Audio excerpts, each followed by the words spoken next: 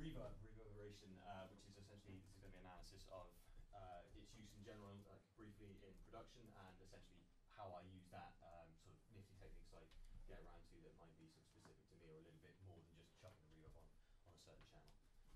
So without further ado, what we're talking about generally is when you've normally got, you know, in the 3D box where your mix is trying to fill all as much of that box as possible, otherwise, you know, you're just centered in the middle, it's all sort of flat and boring. You've got EQ as the top and bottom, width being panning, and then depth is what we're sort of aiming to get out of application of reverb, among other things. If something is, you know, just too far too much in your face, or everything's sort of cluttered in the middle, a bit of reverb can, you know, throw something back. Conversely, if you apply it on other things, then one specific element, that element comes forward as a result. So it's just used to sort of give a bit of variety and depth to the mix in general. In terms of what the definition of reverb is, persistence of sound as reflections that occur after an initial sound is the definition I've come up with. Essentially, you've got your direct sound, which is as sort of direct as a sound can be from literally your source to your listener or your microphone. Reverb describes everything else after that point, you know, up until the point it basically diffuses into nothing. So, I mean, the next early reflection would be any wall instantly bouncing off and coming back, but of course you've got wall to wall to wall, you know, bouncing. And most rooms, such as this one, would have like pretty much gone after about a second or so. Sports hall, you'd have a couple of seconds, up to, you know, church, when you could record up to maybe sort of 8-10 seconds. So it depends on the parameters of the room, really, as to sort of what the characteristics are of the reverb. So in terms of use, in general, this is I would consider it as I said before, changing the depth of a certain element or a certain instrument.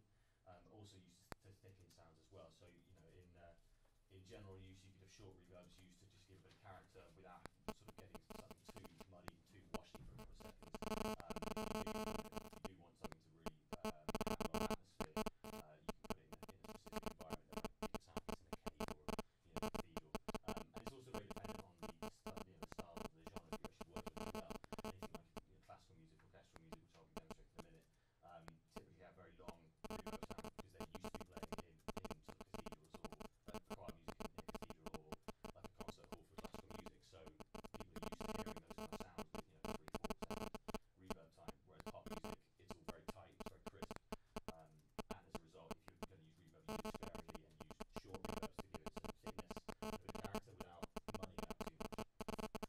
As well as that, tying instruments together, you may have, let's say you've got guitar, bass, drums, vocals, recorded very dry things. They could either be recorded in the same environment or in different environments if you're overdubbing. It's unlikely they will be recorded together though, but if you do want to bring them in, putting them in a relevant reverb and on the same reverb really helps to do that. So you can, like a rock band for example, you want like the latest Muse album, would have tons of stereo kind of effect on that, stadium kind of effect on that. So they want to sound like they're in a stadium because they're a good stadium rock band. So they might just chuck a load of really big wet reverb on that, rather than just like something that's really crisp and tight, like the pop, you know, latest like Britney Spears track might just have, you know, really sucky, crisp, like very short, you know, reverb time.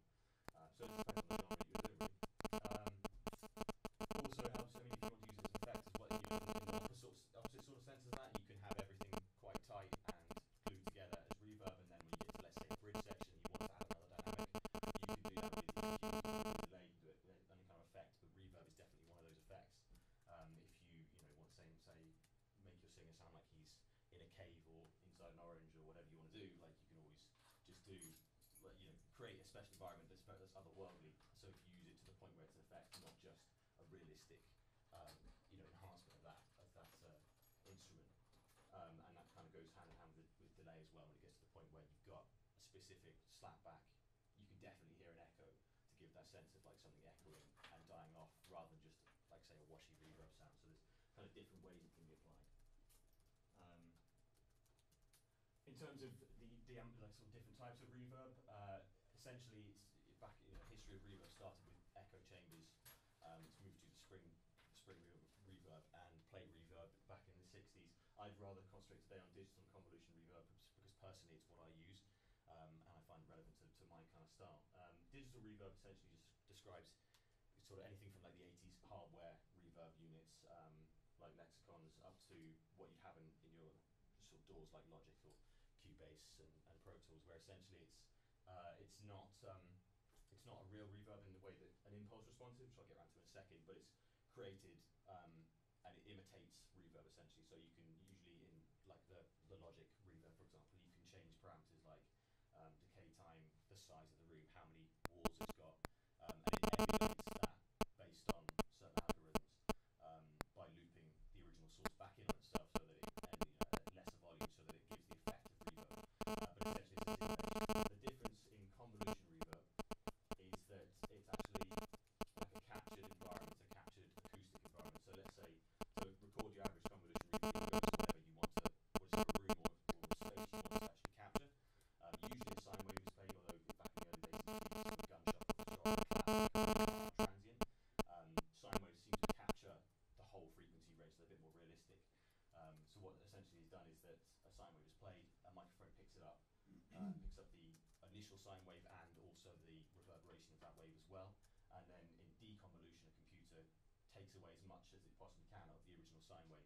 Essentially what you're left with then is your kind of acoustic shell, the reverb shell of the room, in kind of layman's terms, I guess. And the more realistic, it can be done with more expensive equipment. It gets to the point now where companies like, I forget the company's name actually, but Altiverb, which is I think Audio Ease, makes that, and they're incredibly realistic when it gets down to it, like 99% of the way there. So it's essentially like you can put your singer in the Taj Mahal if you want to, rather than go to the Taj Mahal and spending the money to get there, and you wouldn't even be able to get in there anyway. So it's the kind of thing that makes the impossible a lot more possible.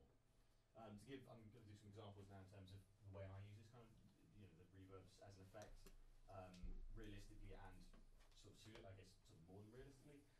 This is one of my arrangements for my EP from last term. It was a very orchestral piece. I wanted to at the base of it sound very realistic. I programmed all the MIDI orchestrally, and I had to put it in an environment that was right for that. So in this case, it was a concert hall. On top of that, I've added a lot of delay effects to this track just to give it some extra emphasis, to make it rhythmically charged, where I couldn't get that from drums. I didn't want to have a drummer doing, standard rock drums. There's a little bit of percussion, but mostly the rhythm comes from the cello delay effect that I've put. So there's a very much like a timed tempo, sort of controlled rhythm from reverb and delay. So it's kind of reverby, but in a rhythmic kind of sense, which I'll demonstrate now. First kind of minute of the track is roughly about this.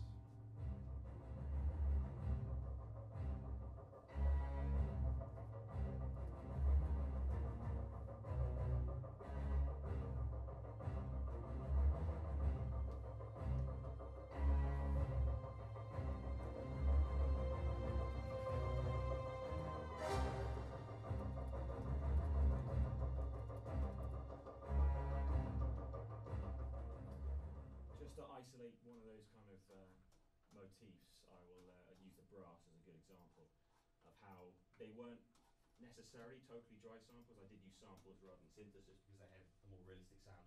They're recorded fairly wet for samples, but still overall quite dry. If you want to do them dry, you can make them quite dry.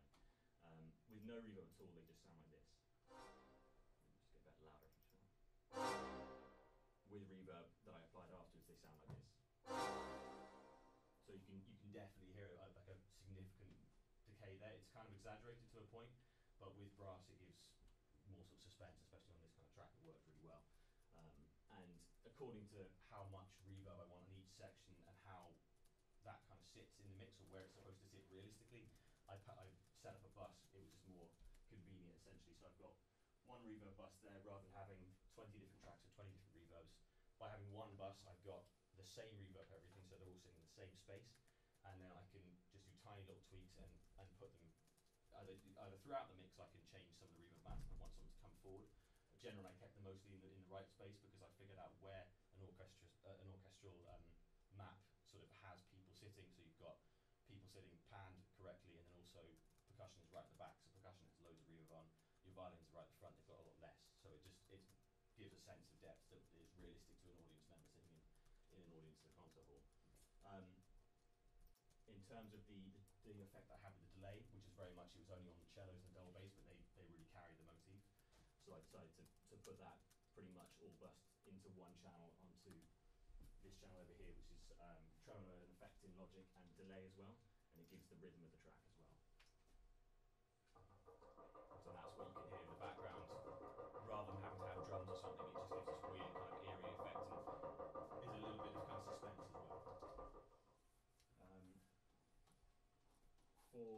different, my other track that I did on, well, I've been doing recently. This is actually a couple of pics of what I chose with this as well. I've actually done some pre-delay on the track as well. Pre-delay is the time sort of delay at which the reverb kicks in. So in this case, it's 30 milliseconds, which I actually figured out is the realistic time that you'd have to wait before you hear the second sound coming back. So you've got the direct sound, which is the first bit you hear, 30 milliseconds later when you hear the first addition of reverb, because that's just how it would be in a concert hall on a typical kind of basis. And a little bit of EQ helps as well. Reverb can get pretty washy, and this is a general thing. Short reverb not so much, but long reverb definitely gets pretty muddy. I did a little bit of taming here. This is on the actual reverb bus as a whole. The other instruments I've also taken this into account as well, where there's possible EQ problems. Just taking a little bit off can really help to clear things up.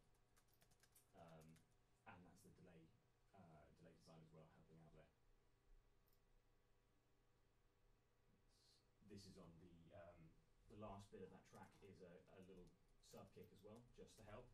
The mix is really quiet in the mix, and again synced up to the same rhythm, same delay, so it's all of that put together. Just gives an impression of kind of suspense. Other than that, recently I've been working on an electronica track, so it's a completely different vibe. For this, I decided to go for two different reverb buses because it just needed that. So I've got a thick, short delay for the drums and a longer delay for the entire rest of the track, including the drums. I'll play the drums completely dry to start off with, so you get an idea of what they were like without any treatment at all.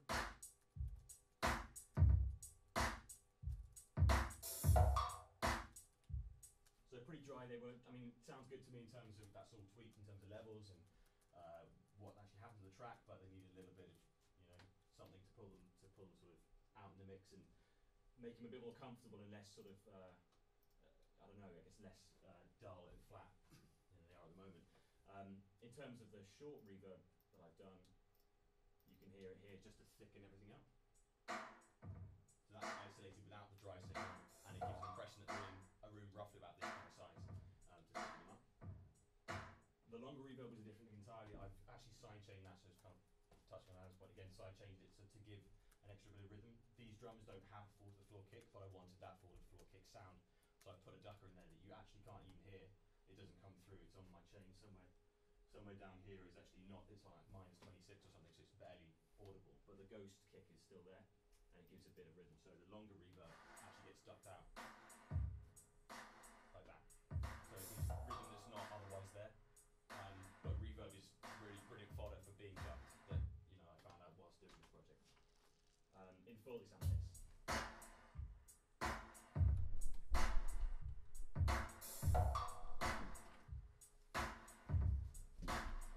And that's pretty much it. We've got in terms of general tips for how I would basically treat reverb, I'd always go to a bus. As I've mentioned before, it's more convenient, it's easier on the CPU, and it means that everything's kind of the same thing. You've got uniformity. If you tweak anything, you don't have to go through 20 channels and tweak everything identically. You can just tweak one sort of tweak in the reverb. Pre-delay adds a sort of realism as well, so that nothing is drowned in reverb to start with. They've got a bit of breathing room. Similar to an attack on a compressor, you wouldn't want to squash it to start with. You'd give it some time depending on what it is. There's certain frequencies and harmonics can actually be enhanced, almost like if you don't want them enhanced, it can be a bit of a problem. Hence the EQ kind of helps. De-essing also helps as well. So if you've got on vocals, for example, you apply a de-essing. If you've got reverb, it might bring out certain things you don't want to. The de-essing helps to sort of bring that down.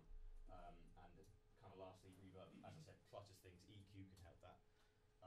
Panning also does help as well. So if you do like a mono reverb, and you can pan it accordingly, like you've got your shaker over to the left, pan your reverb over to the left, so it doesn't get things washy. You'll notice that, I guess, in the Logic multimeter, if everything's out of phase.